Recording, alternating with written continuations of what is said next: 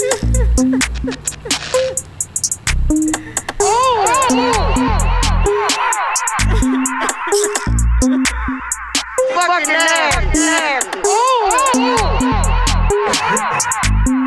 This man ejaculated on this little boy leg. In Walmart. What's up? It's another episode of the Josh Potter Show. I am Josh Potter. Of course, thank you to Craftmatics for sending in this intro in Walmart.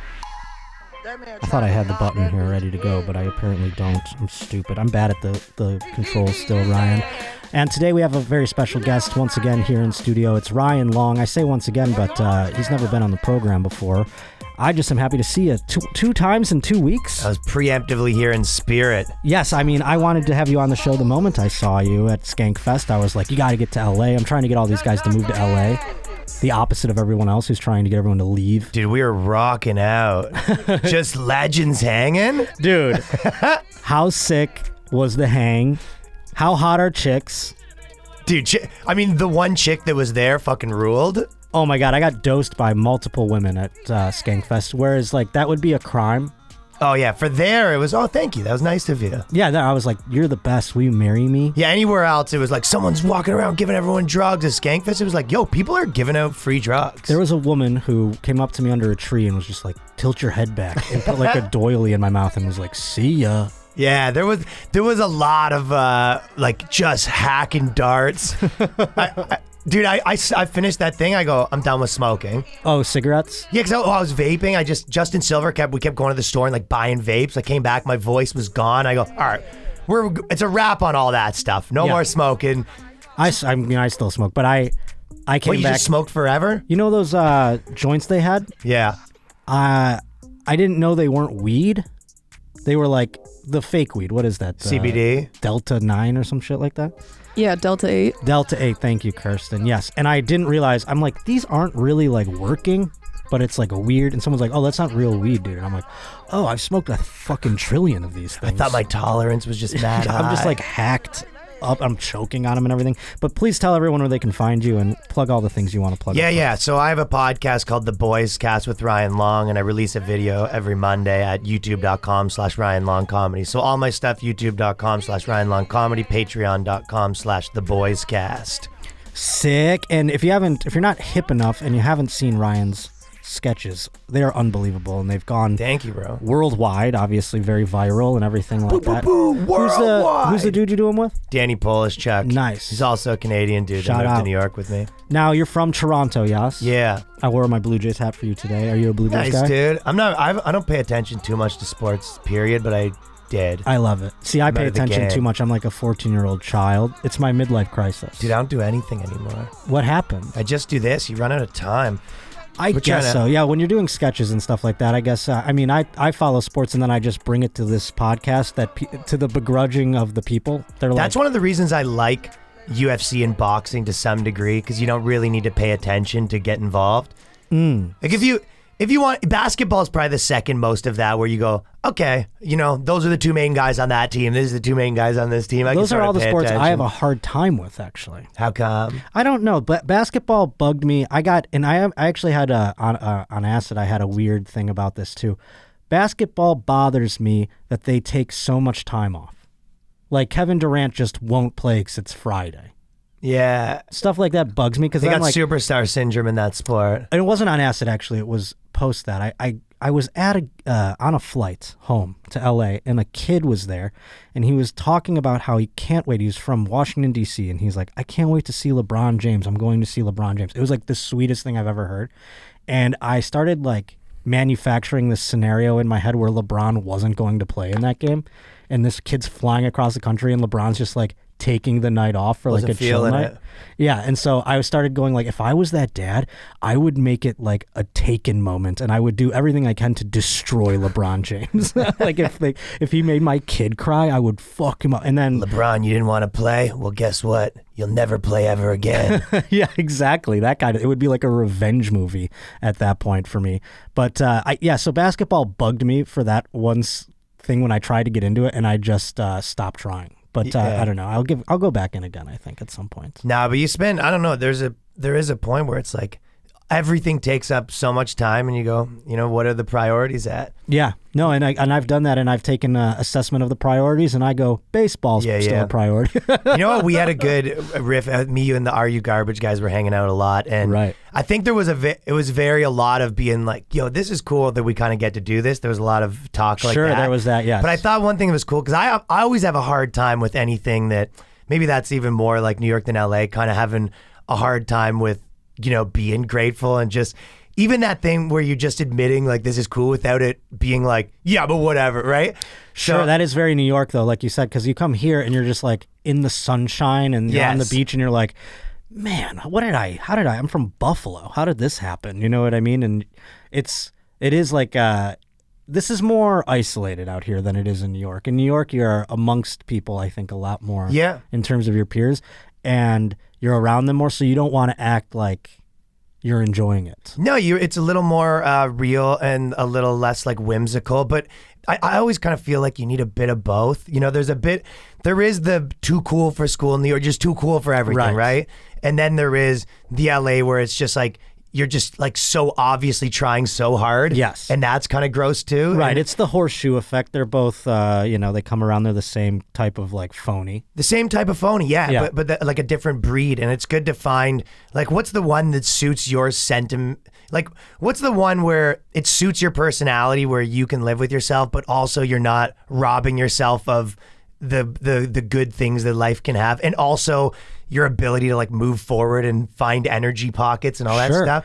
You did comedy in Toronto, yeah? Yeah. So why, I mean, obviously Canada is like this glass ceiling, so to speak, of like how popular you can get. And I'm sure you hit the like peak of that and we're like, well, I want to go to the United States and do shit there, right? Yeah, you kind of always have, if you're in Canada in the entertainment industry, you always eventually know you're going to move here. That's kind of just Is it the goal for everybody, or is it? well, a lot, it's just like anything else. So, or just to finish that last thing. So what I was I'm saying sorry, was I felt like we had a good vibe of like positive but cynical. Sure, and I feel of like course. that was the sweet spot that me and you were hanging out a lot. And Yes. it was like, we're making fun of everything, but it was positive. Yes. As opposed to making fun of everything it's negative, or just everything's amazing and we're too positive. And it's like, well, everything isn't amazing. No, sure, exactly. Yeah, so I thought that was good. But And as that's far- why those guys are level-headed too. I mean, it just comes with like the personality type. You mentioned the Are You Garbage guys. They're level-headed with it too. They're like, this is like insane, but also like, let's, Take we're it not, easy. we're not Yeah, yeah. saving lives here. yeah. There was a good level of like gravity to it all. But in Canada, so when I was like young, I was in a pretty popular band in Canada. Right. Yes, I was going to say the Johnstones. Yes. Yeah. And then I kind of was doing TV stuff, and I've been doing stand-up for like 12 years or whatever. But when I moved to New York, it honestly felt like I was taking like ankle weights off. Interesting. And a big part of that is too, for me, I've always been like in the counterculture of whatever I'm doing to some degree. Right. Like I guess the punk rock version of whatever the thing is. And places that are smaller don't have room for a counterculture. So, I mean, I guess you would be, to some degree part of that right now, Sure, right? I guess that's true. Yeah. Yeah, so it's like, well, that doesn't happen in smaller places. Like, even if you go in America, like if you go to like Chicago, I'm sure they have a scene and people that are making it work, but they don't probably have a big like underground scene that's doing Right. well, because they're not big enough to necessitate that. Yeah, and maybe if it were, it would be like improv. You Yeah. know what I mean? Like, because they have those like, It doesn't matter. those titans of industry of improv. But yes, no, it doesn't make a difference because you're trying to then get to the top of that and then leave eventually. And I'd imagine that's what the way Canada goes too. Right. I lived in a border town. You're talking about being in the band. I lived at a border town, Buffalo. I did radio there, and Canada stations would bleed into Buffalo all the time. We had 102.1 The Edge. Oh, 102.1 I was The Edge on- there, eh? I was on 103.3 The Edge, which went up into Canada too. But Probably a lot of edges, eh? A lot of radio it was stations so called The wild Edge. that we had two like in the market technically, and they were not affiliated with each other in any way. The Edge is like K-Rock for Toronto. Exactly. Yes. So, we were competing against them, but not really because it didn't matter in the ratings. But Canada stations have a law. It's called the Canadian Content Law, I believe, where they have to play like 30% Canadian artists. Yeah, which really just means a lot of Drake. or in terms of alt rock, Sloan was the big one. Sloan's a huge one, which Yeah. Sloan's actually cool. Sloan's cool, yeah, for sure. And Yeah, Sloan's cool. The one that like we became friends with, and they started bleeding in and play. They'd sell out Buffalo. all the time. Obviously, Tragically Hip would sell out in Buffalo. They play arenas. It's so funny. The Tragically Hip would play like an arena in Buffalo, a stadium. Yeah. And then they'd go like 3 hours down to Cleveland and play a bar. Yeah. Dude, there's some of those, these bands are like royalty in Canada, Exactly. right? They're like, you cannot go to a cottage campfire without, if you're there for 8 seconds, someone's breaking into, it was that night on Bob Cajun. This is how popular they are in Canada. There's a cover band, a tribute band called the Practically Hip. Oh, this is so funny. And they do like 1,000 people. They do 1,000 seaters. I'll tell you what, there's a cover band in Buffalo called the Strictly Hip, and they performed at the hockey arena. They're doing and they're just the cover band. It was like Gord's dead, numbers. man. It just seems weird. Yeah, like it's it seems wild. weird that you're like taking their place now. But yeah, that's one example. But like the Arkells was another one that would come. Yeah, those down. are buddies of mine. Yeah, they're cool. Yeah. They're the coolest, and we'd hang out with them.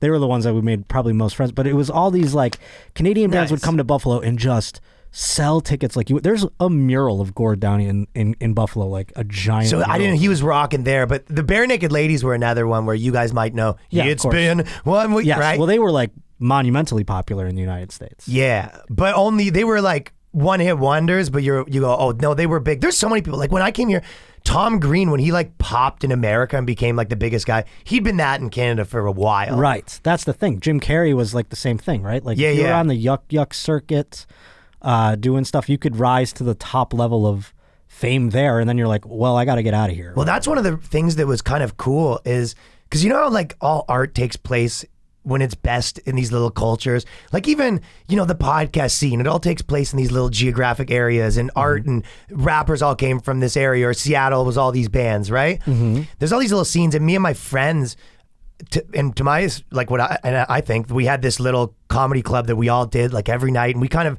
almost invented like a style of comedy and a style of, our own, we had our own lingo and our own things that we said.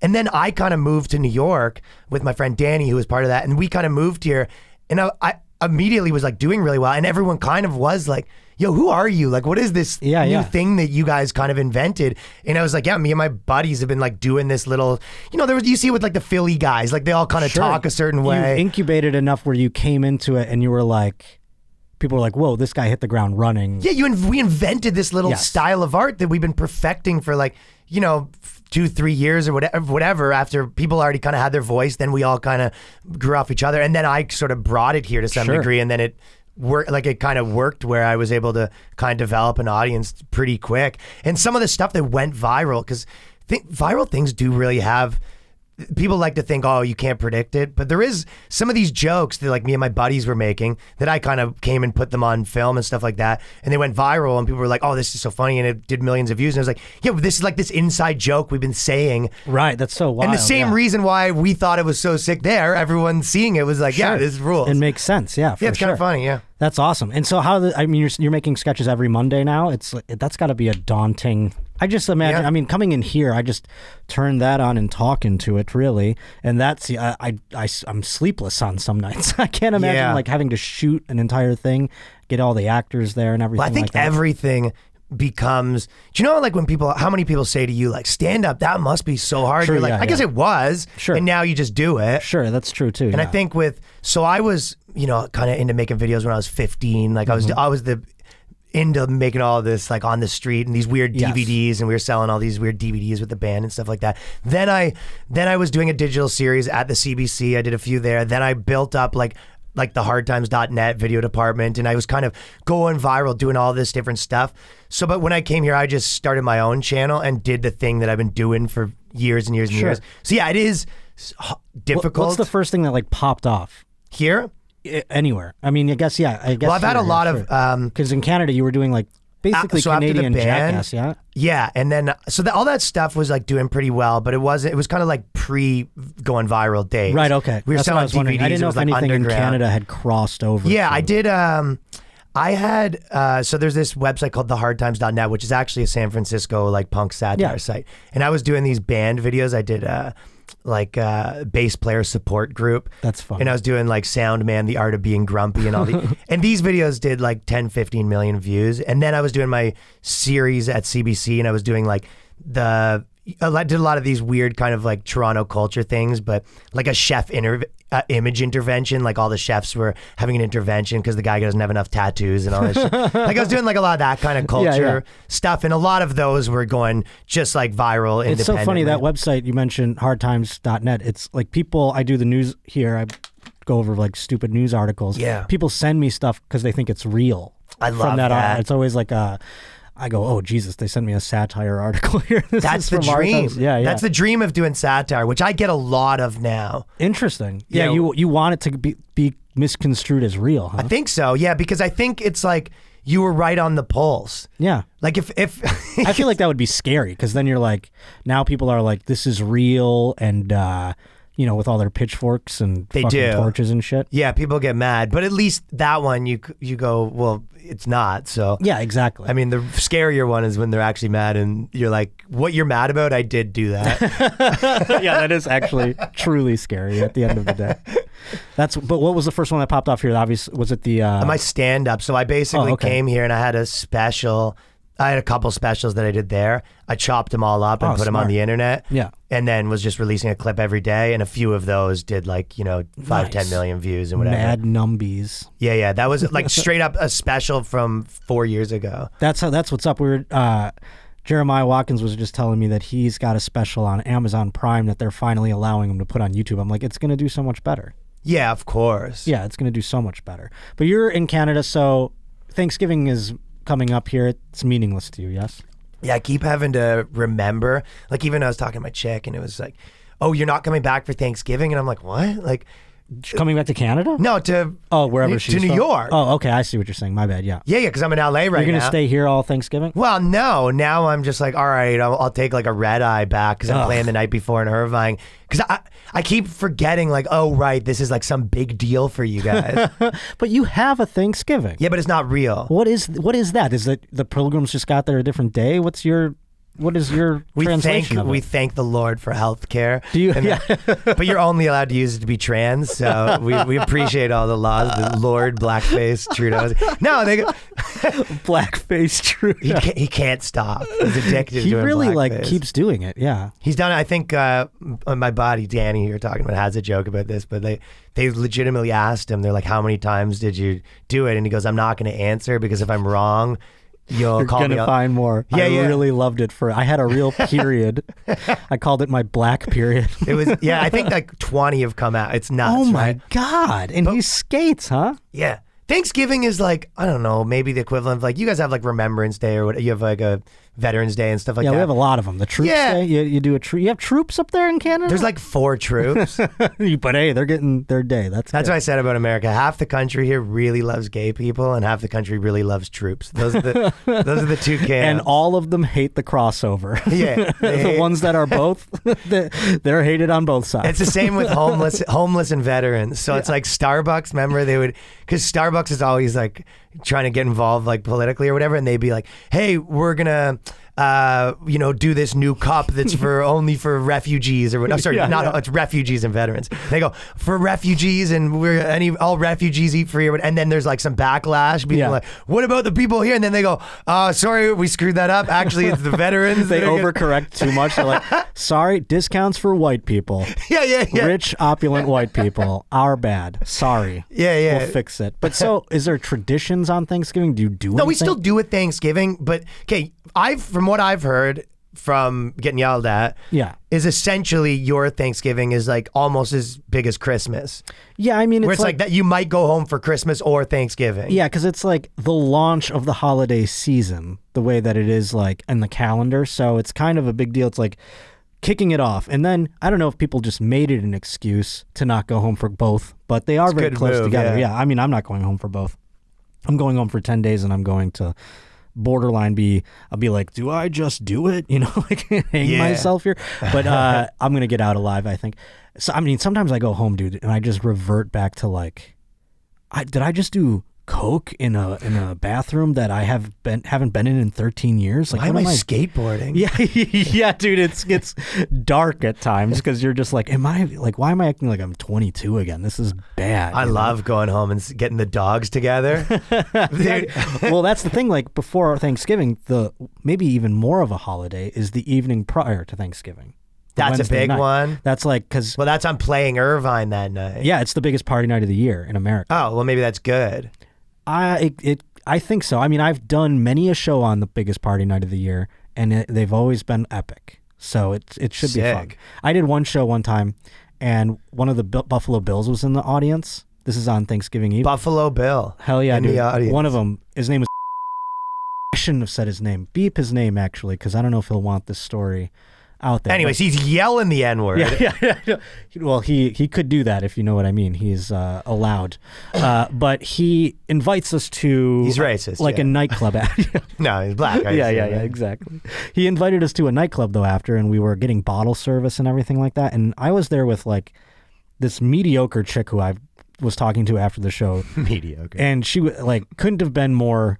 mediocre. It was like but corn-fed. I am blackout drunk, like, and so is she, and we are like going at it in this booth. Nice. Like fingers, everything. Like just she's fingering you. Yeah, she's fingering me. I'm fingering myself. But I mean, I did have my hand in her, and I heard the football player beep his name again. Jesus Christ. I heard him go. He goes, "That dude's my hero." Just heard him over my shoulder say that. And I didn't know he was talking about me until I heard my other friend like laughing, and I turn around and I take my hand out of the lady and I high five him, and he was like, he goes, "Oh shit." And he was so like, ugh. But that was probably my best Thanksgiving Eve show. Like results. It has nothing to do with the show. I don't even remember the that's sets, badass. But it was football players think you're sick. That's the dopest thing that's ever. I was like, if I could just have a cool black guy tell me I'm cool every day, I would have no confidence issues, you know? Yeah, your parents are, yeah, you're fucking nothing. You're like, well, then why does the NFL players smelling my fingers, Mom? I got the whole secondary of the Buffalo Bills taking a whiff of this. That says different, all right? Today's Josh Potter Show is brought to us by Purple. You know, it's funny. There's all these gimmicks when it comes to mattresses and a good night's sleep and your pillows and things like that. I don't care what kind of toppers there are or heavy blankets there might be. It's all lipstick on a pig, my friend. If you're sleeping on a terrible mattress, your sleep is going to be terrible. It's that simple.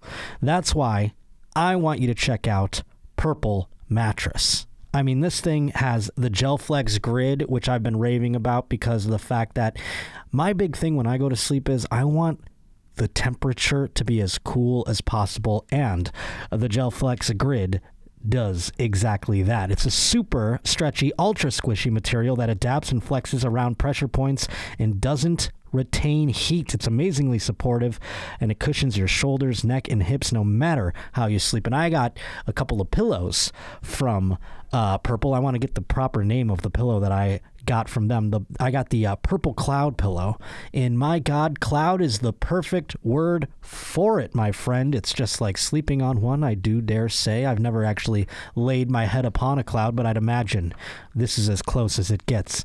It's all wonderful product, my friend, and it's going to help your night's sleep. So right now, get a great night's sleep starting with Purple and having a great mattress. Get a Purple mattress. Go to purple.com/Josh. Use code Josh for a limited time. You can get 10% off any order of $200 or more. That's purple.com/Josh.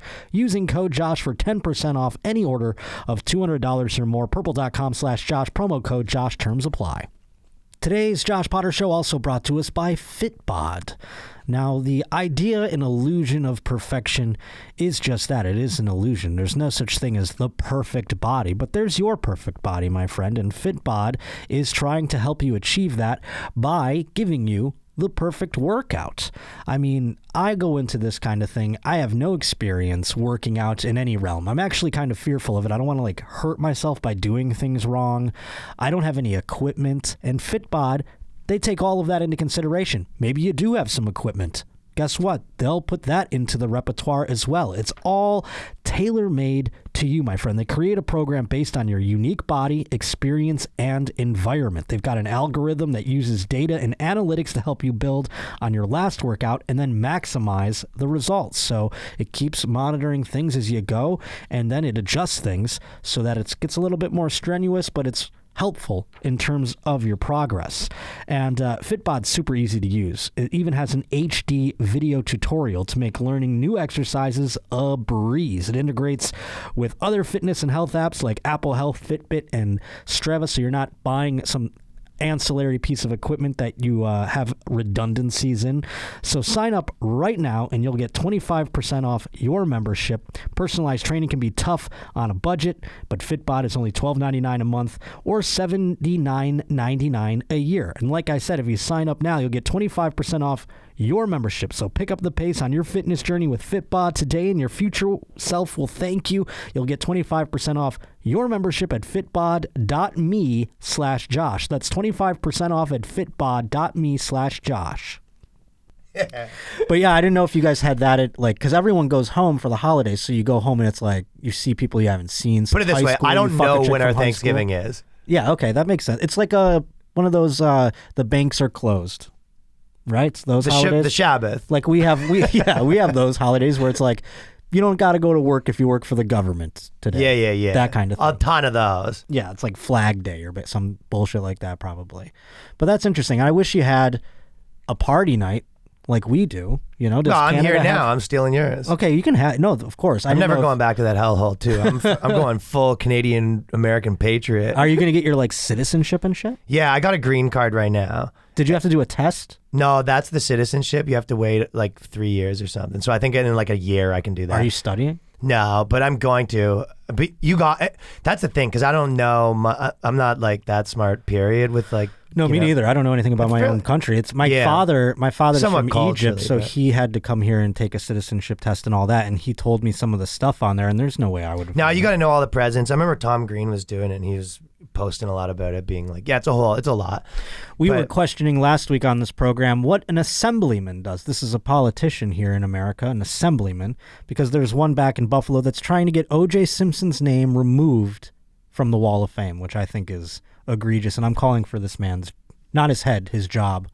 Don't call for his, not with OJ, don't mince those words, don't call for his head. He wants OJ gone from the Hall of Fame? He wants it off. No one's made a peep about this. It's been on there for the entirety. He just needed a fight. Yeah, well, OJ went to the stadium, so now and OJ got a lot of press for being there. OJ is his so first time back. Funny right now, dude. Dude, Everything he's the best. Does. Did you see? We have a video here. Kirsten, do you want to pull up? Like, hey, just look at my knife collection. He's just like rubbing your face. He's just out there, but here's the thing about OJ that he just balaclava shopping. He doesn't care. He's just going like this with gloves. But you know what OJ really gets is he understands. No one wants to read his words. They want to hear him speak, and he's unbelievably charming. Here is a video that someone posted. I got tagged in this about 1 trillion times. This blonde lady here sees OJ and wants to take a video with him. Let's watch it. Turn on the mute sound here. I had to keep it muted because of the music. Okay, so I'll explain what's happening. So go back to the beginning. My apologies. Oh, he looks like he's about to hit it. So that's the thing. So this woman is all like, look, I'm with OJ. And he's like, hello, Twitter world. And then all of a sudden, he goes in for the, and he gets swerved last minute. OJ goes in for the kiss? Yeah, that's what it looked like. And she gave him the, That's the thing. You don't want to be the girl saying no to OJ, too. That hasn't ended good historically. That's what I'm saying. It doesn't work with blondes who go against OJ. I don't think they have a great history. But hey, at the end of the day, he was found not guilty, and this woman does still have her head, so maybe we're just talking tales out of school. Just don't chintz OJ out on deals on his own merch. That's where it really falls apart for you. Well, that's why I said to Assemblyman Pat Burke, you watch out, because you take his name off the wall, OJ will come get every fucking letter. He'll get the O. He'll get the J, the S, the I, the M, the P. Juice. Hell yeah, dude. The Juice is a dream guest of mine. The Naked Gun star. The Naked Gun star. That'd be a huge guest. You could probably get him. I've got inroads. The only man he's ever you've been sort of trying? Dude, the only man who's ever gotten an interview with him post everything is this gentleman named Sacha Baron Cohen had him. Well, yes. Kurt was writing on that. But Tim Graham is a guy who got to sit down with him, a journalist for The Athletic.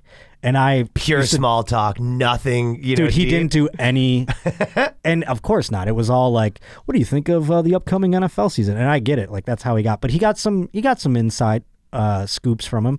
But this man I've had beers with over and over again, so I'm just hounding Tim Graham. I'm like, and if you were out there, tweet Tim Graham to be like, "Get Josh OJ for Christ's sake, you fucking jerk."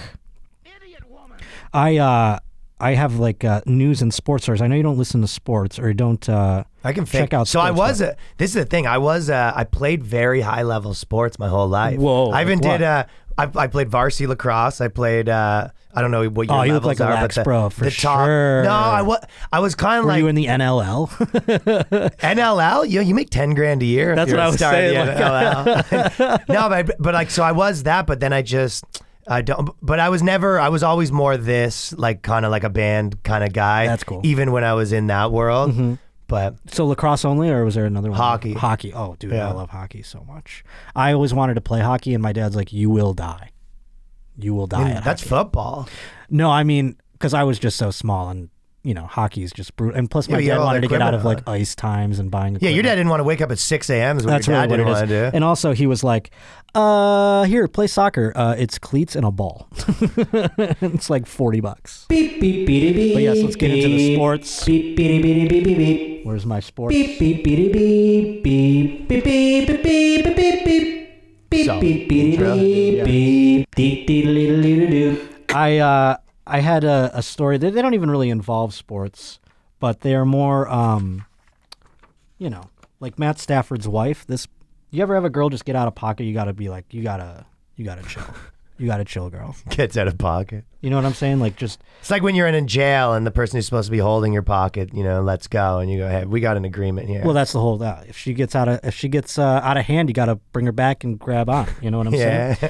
Matt Stafford's wife, evidently, during Week 10's Monday Night Football game between the Rams and 49ers, she was accused of throwing a pretzel at a 49ers fan who was trash-talking in the stands. So she's like just sitting amongst the 49ers fans.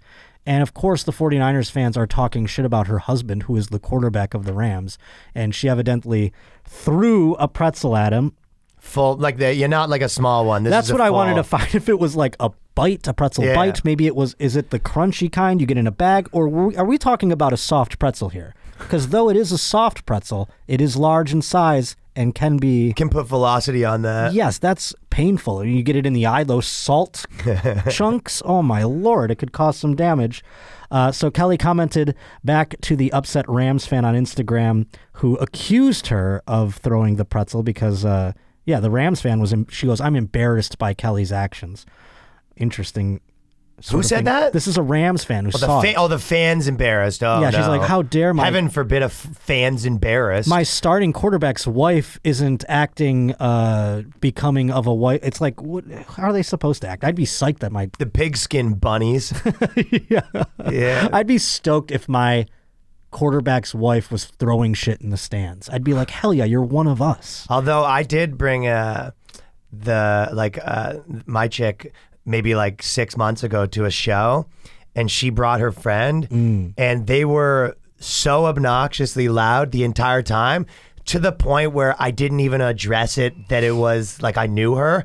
Like I was like, everyone was like, can these people shut up? Did you address them as if you didn't know them? I kind of did, and they were with the other girl's boyfriend, and I looked at him and I go, "Can you deal with this?" I'm like, "What?" That's so wild. And then I was like, "What is wrong with you two?" I didn't have it like where they act out at the show, but like, when you're coming up in stand up, I was doing a New Year's Eve show with like Soder and this other guy, James Davis at the time. And, I'm emceeing. So I kind of I drove Soder to the gig. It's fucking New Year's Eve. There's 3 shows. And my girlfriend was like, "I want to come." And I'm like, "Well, you're going to just sit there and be bored all night. not This for isn't you. like This isn't New an Year's event Eve. for you. This isn't like, we're not going to be able to kiss at midnight. Nothing. It's like I'm working, and then at the end we can go out or whatever. Or you can just come through at the end. If exactly. You want.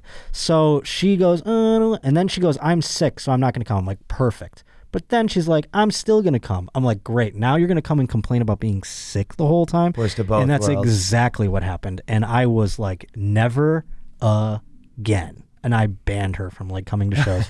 Haven't had a girlfriend since. But in this statement here, because there was an Instagram post where this Rams fan's like, I'm embarrassed, blah, blah, blah.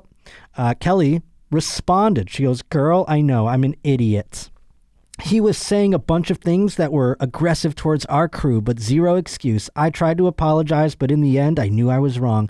Will always stand up for my guy and everyone I love, but obviously I needed to do it completely different. I'm embarrassed too. Sorry you had to witness me in my weak moment. The thing is, she didn't even have to admit to it. No one had her on video doing That could have been, that wasn't me, yeah. Yeah. Shaggy defense. This is the second week in a row that we have a story of a woman admitting to, not a crime, but to just something on Twitter or Instagram in which she didn't have to. Have you heard this story? There's a Texas coach who is a special teams coach named Jeff. Is it Blake or Banks there, Kirsten? I can't remember. Snitched on herself. Jeff Banks. She snitched on herself. And the accusation was so wild that you would have just let it go by the wayside. It was they had a pet monkey in their backyard and it bit a child.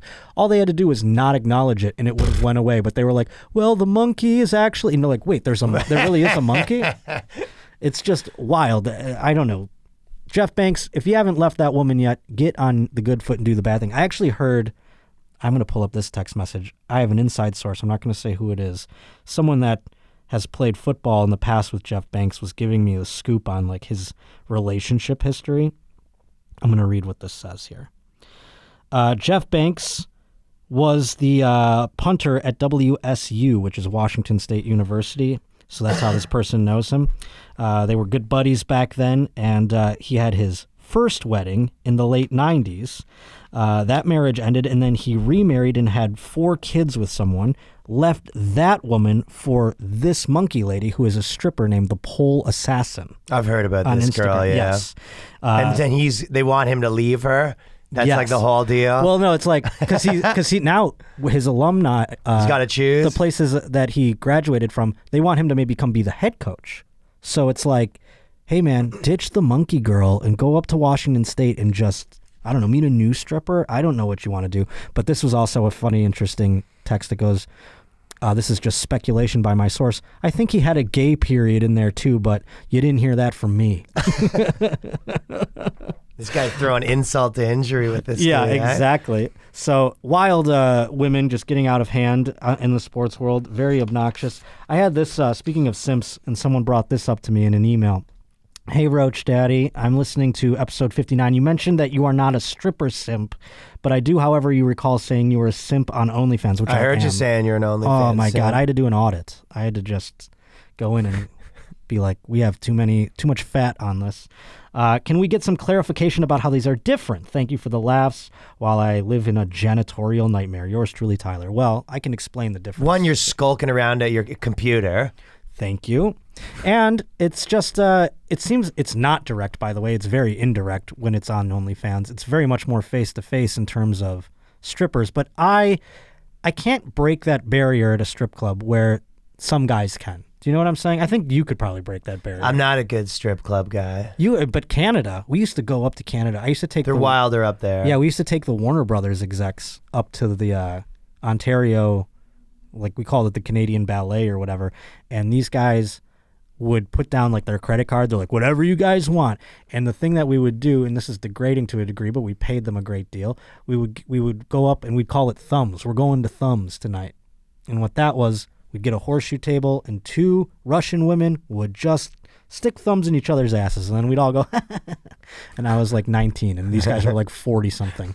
And they thought it was the most cool thing in the world. And I was kind of like, this is a little, but you know, I'm here, I'm 19. There's the whatever. small town thing. This is a big strip club thing in like small town Canada where you go on the stage with like the bill in your mouth. You do that. Well, is how that do they in do America? that in Canada? Yes, well, it's very you in can America. do it with a but, toonie. Yeah, I was going to say. You go with, so they're the money, the dollar is called the loonie and the $2 bill Yes. is called the toonie. And they're coins. So people go on stage with coins and they lie on the stage and the girl takes the fucking coin out of your mouth. I would imagine that would be it's actually dirt. more wonderful than the bill. The bill, they can just like, you know, do one of these, get it wet, and just stick it to it. You know, Yeah. the coin, they really got to grab The it. There's girl's Kegels. smoking her cigarette at the time and just grabs it, smoking a cigarette through her neck, spitting out her chew while the smoke's through her hole in her neck, and then she dips down and just clenches the toonie. Grabbing it, a coin is skill. Now that I would pay a few Especially when there's tunes other for ones that. in there. It just goes cling, cling, cling, cling, Yeah, it's cling. like one of those fucking rolls. It's like go.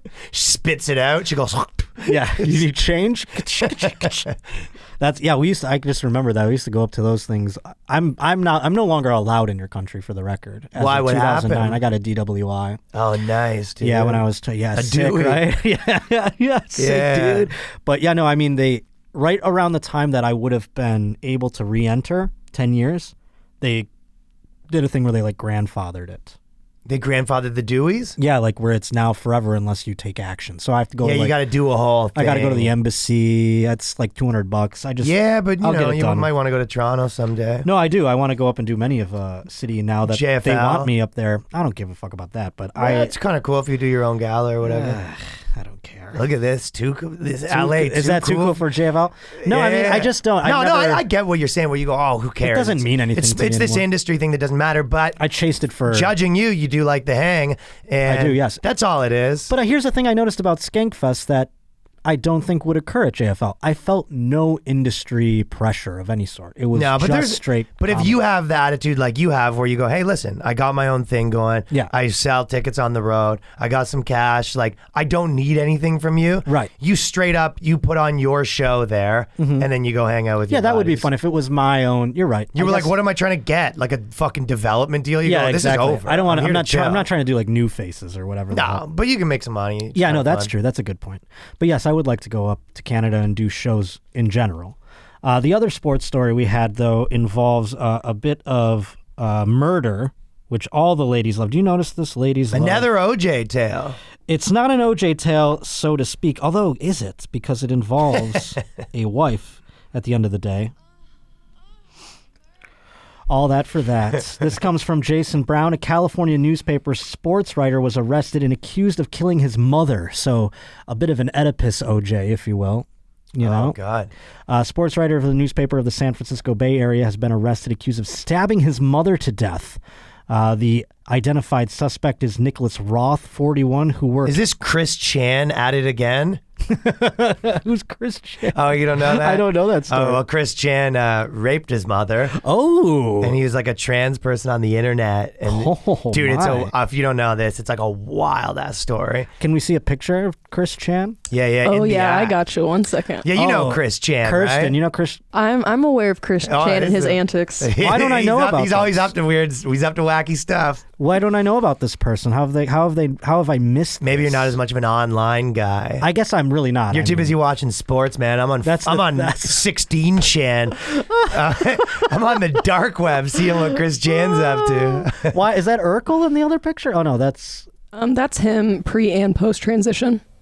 okay. I doesn't look like much of a like he went through much of a journey from one side to the other, but It's almost like too wild of a story to even.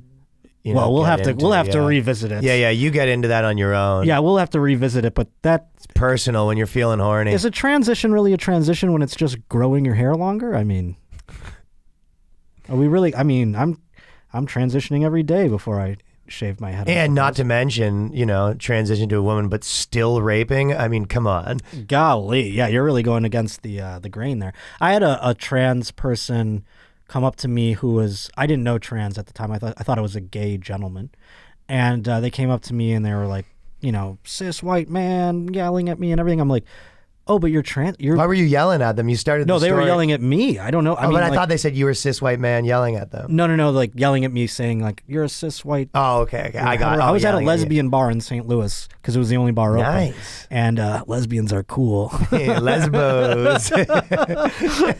But they were all like sad and angry. It was weird. And then so yes, this person who was a woman transitioned to a man, a Caucasian person at that, was yelling and by the way also fucks women. So like they were trying to become a white man. Yeah. So I'm like, why are you so mad? You're trying to be me. That's the goal. Well, I remember there was one that Why are we you so know mad about it? that kind of transitioned to a man. Same thing. And a lot of lesbians, like the transition to a man, like change very little. Yeah. It's like, let's be clear. Like you kind of had to look down, right? Yeah, you kind of killed it before. Yeah, you had it nailed, right? Yeah. But the one that I know she was posting, like, so now it's a guy, and they're saying, every day, I cried because I was like born in the wrong body, and Sure, like I yeah, cried. that's terrible. Yeah, so I was crying like every day, and it was like, all right, but like it sounds like you kind of were born in the right body if you're crying so much. It's 6 hours into your daily crying session. You're like, maybe I was Maybe kind of. I am a girl, I guess, yeah. Crying like a bitch, that's for sure.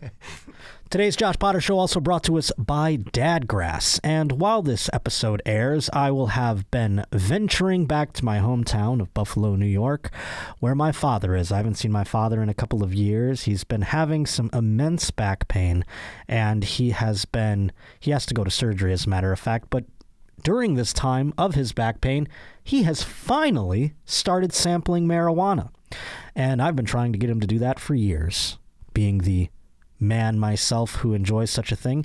And my father, though, has learned that his experience has sent him into outer space. He doesn't like to get too messed up. So I sent him a nice little care package from the fine folks at Dadgrass, you see, because it's the perfect gift for someone like this in your family, maybe a dad on your list.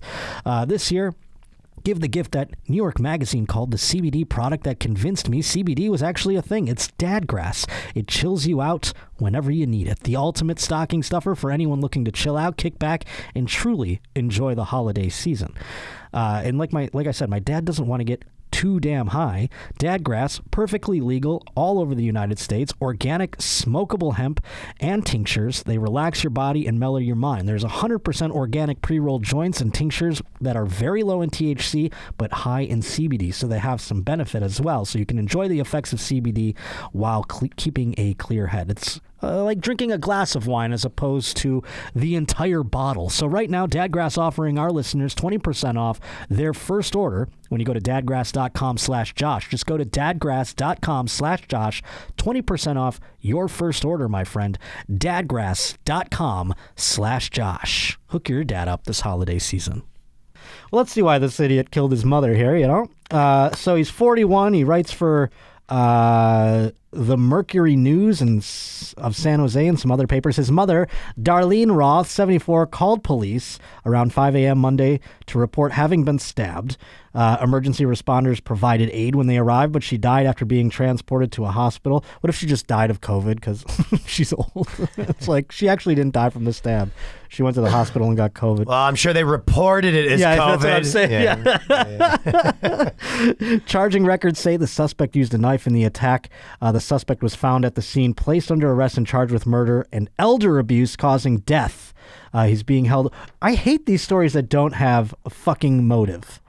So no. Yeah, you go. What led to this? Yeah, like why? And I obviously will go on to speculate. I've wanted to stab my fucking mother a million times, but I never went through with it. I wonder what put him over the top, especially when you have a job like that. Sports writer jobs are thankless, and oftentimes they are the most angry, cynical people in the world. Sports writers. Why is that? I know journalists in general are scum, but now take the fact that journalists are in fact scum. Now apply the fact that they're writing about something that is got really no gravity.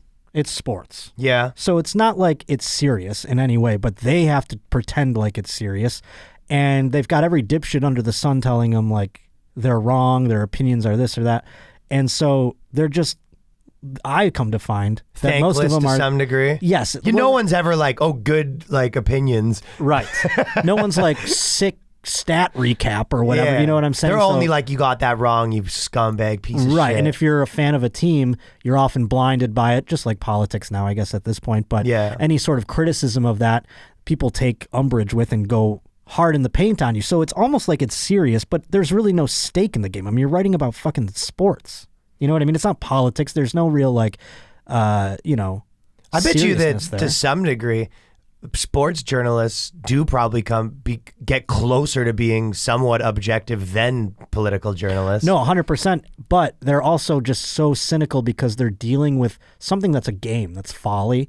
and people are acting as if they are political journalists. Do you know what I mean? They're getting the same hatred. I know so many fucking drunks that are sports journalists. I know just like some of the most bitter human beings I've ever met are sports journalists. Is this because you worked in radio and stuff? Yes. You know a lot of these people? I worked in sports radio too for a little bit of time, and you have beat reporters on the air. These people were just, I was like, can we stop having this guy on? He's such a miserable fuck. And they'd And be it like, seems like a job that you would love. Like, it does seem like the ultimate, a kid being like, oh, that'd be the dream. yeah, you go, and then you're broken down on a level of which like other journalists aren't. Do you know what I mean? Because some of them, they're like fucking cutters. You know what I mean? They're like, I was in the fucking trenches of Iraq.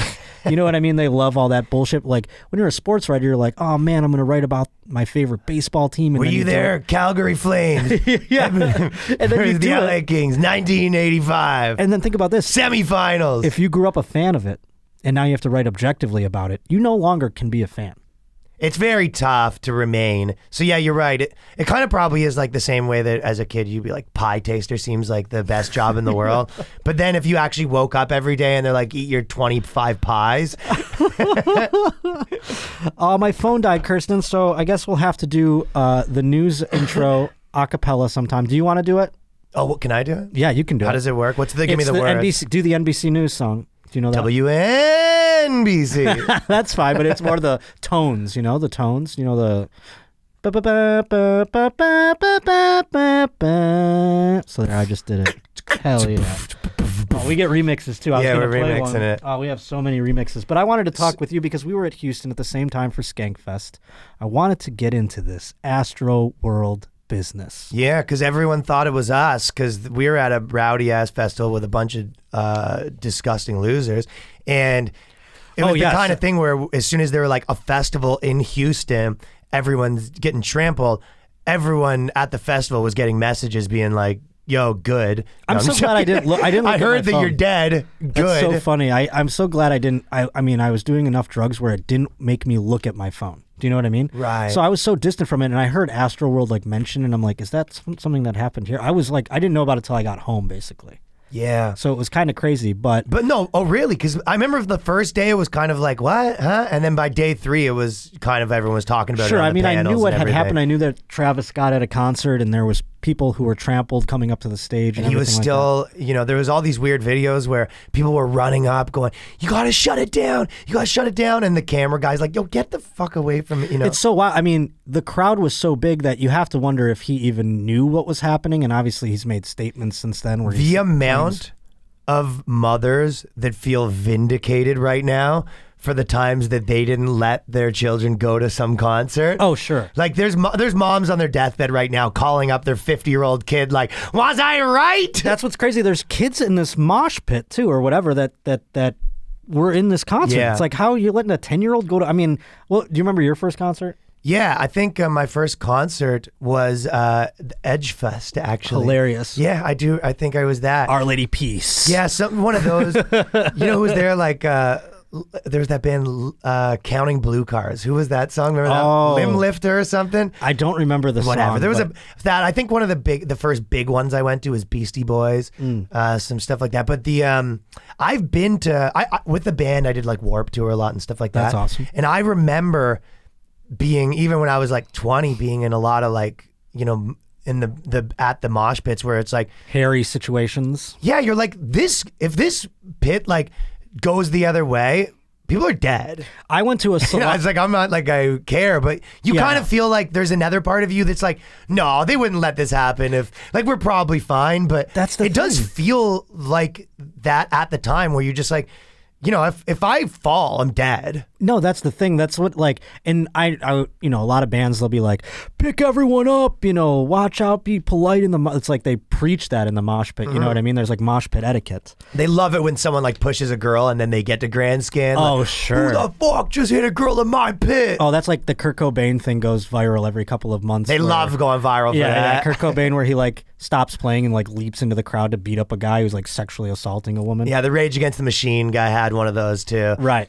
Yeah. But so Travis Scott didn't do any of that, obviously, and no, he was like, get her. Yeah. He's like, keep running. Of course they're running to the stage. I'm Travis He goes, Scott. Salad! Do you know what that is? I even picture, well, because, no, who's that? It's a game that, so this is like, it was where I grew up, but I know a lot of places here, it's kind of like a Jamaican thing, I guess is where it came from. Oh. But it's, if you kick like a can through someone's legs and you call Salad, then everyone gets to beat them up. Oh, that's like kick the can. Oh, I guess you call it kick the can. We don't call it kick the can. Okay, so you know what it is. Yeah. Sure, yeah. But you don't have a word that you have to call? No, we don't have any fun. So if they I I think we'd yell like a gay Get epitaph 'em. or something like yeah, that. yeah. It's fucking queer. Yeah, But- Smear the Queer was the other one. I mean, right. So if it goes, I remember Smear the Queer. they've since changed the name. I heard a kid say something else the other day. I go, is that Smear the Queer? And the dad's like, yeah. Oh, go, I can't okay. like, Smear They've changed the Queer. name. Yeah, I guess. 2024. Yeah. Yeah. Though that was, I guess, the same game. But yeah, you kick the can. But like that's what the stuff that Travis Scott was yelling when he was on That's stage. so funny. It's like I thought about this too. What if Travis Scott, because everyone's like, why isn't he making a statement or anything like that? What if he was just like, yeah, this is what happens at a Travis Scott concert. Everyone loves me. Yeah, People are gonna die. I'd like to make a statement. I'm sorry that I party so fucking hard. Yeah, I'm sorry that I'm so awesome and people just don't have regard for other humans' lives when they want to come see me. That's what happens when a hordes of women are trying to get to the stage to suck my dick too quick. yeah, that's the statement. Let this be a lesson to you bitches. The that you gotta apology is for being too awesome. Yeah, that's but wild. Here's the thing I found. Sad. The little kid's super sad. No, obviously, yes. There's many like conspiracies regarding this that I'm also kind of bored with conspiracies. So what I did was I also found 11 of the deadliest concert disasters in the last 50 great. years. Because this has happened before. It's always a big story. You know, like, I don't know, maybe because there were, like you said, children in this one. Like, I'll never, the Who has the most, they're on this list somewhere. The Practically Hip slipped on a pool ball at Doug's Pool Ball Billiard in Detroit. This isn't on this list, but there was a stage collapse. I remember I was going to a Radiohead concert, I think, up in Toronto, and there was a stage collapse. They like canceled it, and I want to say there was something that happened. I think I remember that. That was one. like when they were doing like sound check or whatever. Yeah. Were you about to Google it there, Kirsten? But here I have Astroworld comes in at number 11, by the way, so not even in the top 10 for deadliest. Whose list is this? This is a list according to what was the Can you find out the publication I sent this from? Yeah, give me a second, I'll find it. So But actually, it's now put it- tied for 10th because there has been a 9th death, which debunks all those conspiracy theories, by the way. Everyone's like, the number 8 is apparent in all the flames and the deaths and the blah, blah, blah. They're trying to, do their yarn strings on their boards and everything like that. And it's like, no, now there's 9 deaths, so now what? And they're like, I don't know. But I don't know how, but Israel's involved somehow. there was did you know this? In 2000, there was 9 deaths in Denmark at a Pearl Jam concert. Whoa. And that's when Jeremy's stomping. many people in that one, again, they ran to the front of the stage and the people in the front collapsed. I was at a Saliva concert in 2001. Saliva, that's the best name. Click, I remember click, that. boom. You know that band? Yeah, of Oh, course. man, I know all their fucking That songs. is the type of band name that you try to come up with, like a fake band name Yes. for like a new metal band kind of situation. Josie Saliva. Scott, baby. It was... And to say that a hero can...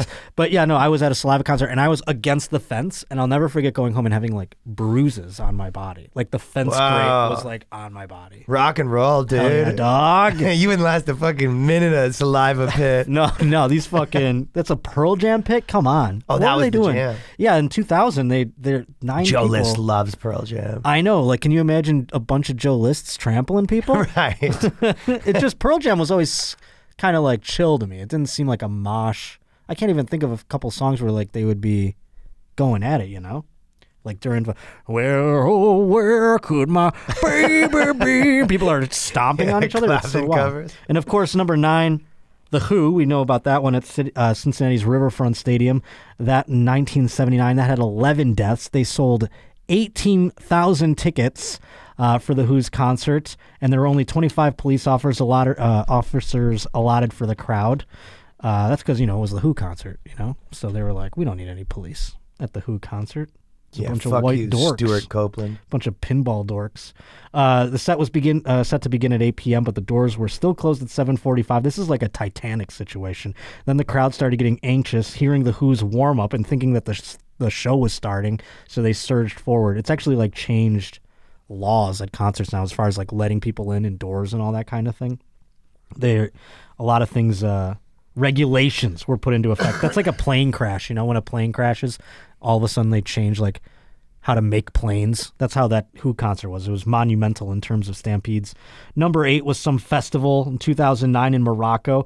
I feel like European concerts have no laws. I mean, look at their sporting events. Look at like soccer games. People die at those all the time. Yeah, and they die if they, the refs die if they call it wrong. Of course, yeah. But there's always like a riot. They're like, the entire second level of the stadium collapsed. These stadiums were built in like the 1700s, so like people are jumping up and down, stuff like that. So I feel like Europe is fucking, like this one is in Germany, Love Parade. So most of them took place somewhere else. Yeah, for the most part. I mean, we get into, there's this... well, American Excellence is getting on the list now. Yeah, down here at number 6, we have the Ghost Ship Fire, which is in Oakland, California. 36 people died at an underground electronic music party in Oakland. A fire broke out and 36 people were Well, apparently trapped. at the Grateful Dead concert, there was a huge one, but then everyone just grabbed the helium balloons and then escaped.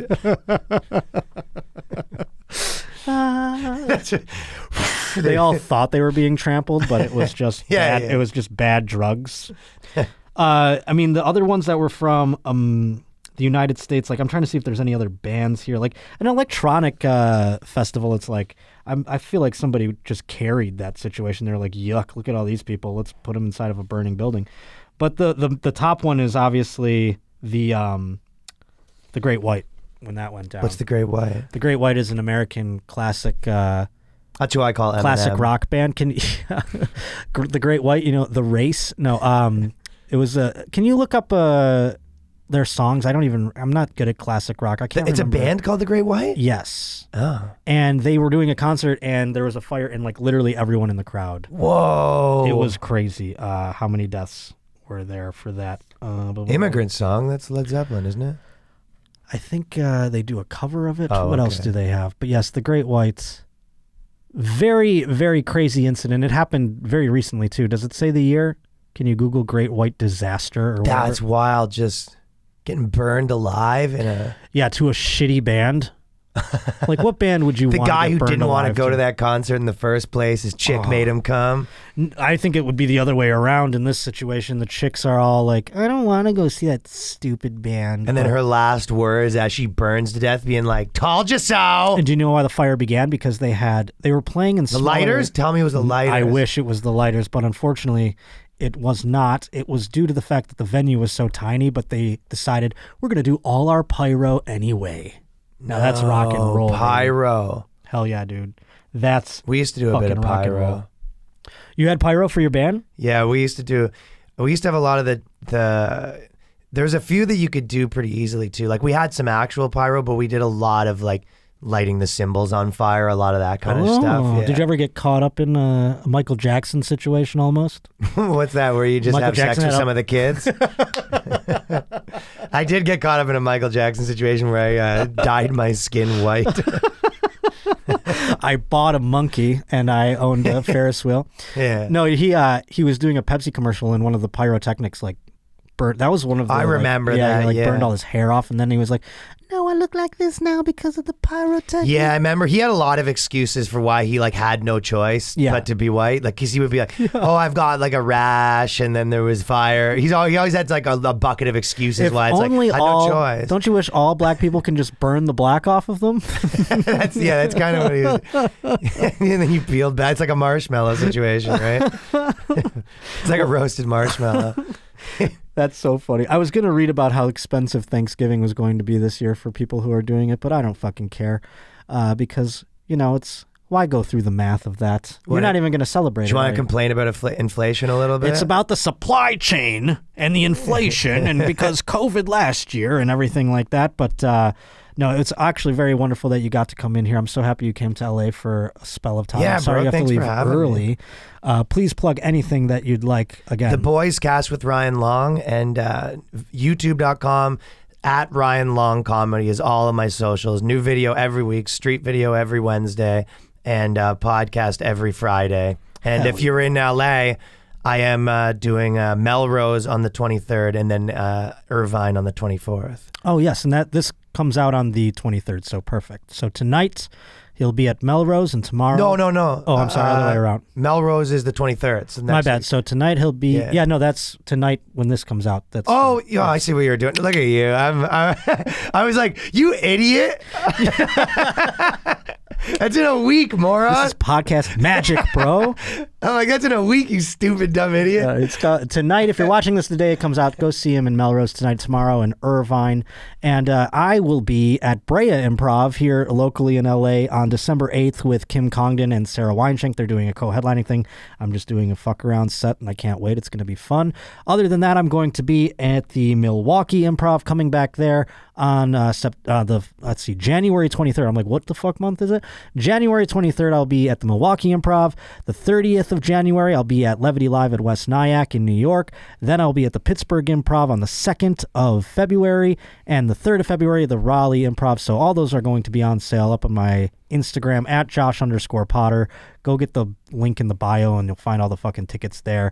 Other than that, please continue to subscribe, rate, review, all that horse shit, because it helps out a great deal. Thank you once again, Ryan Long, and we will see Thanks you. to the Roaches. Yes, hell yeah, baby. We will see you all next Tuesday on The Josh Potter Show.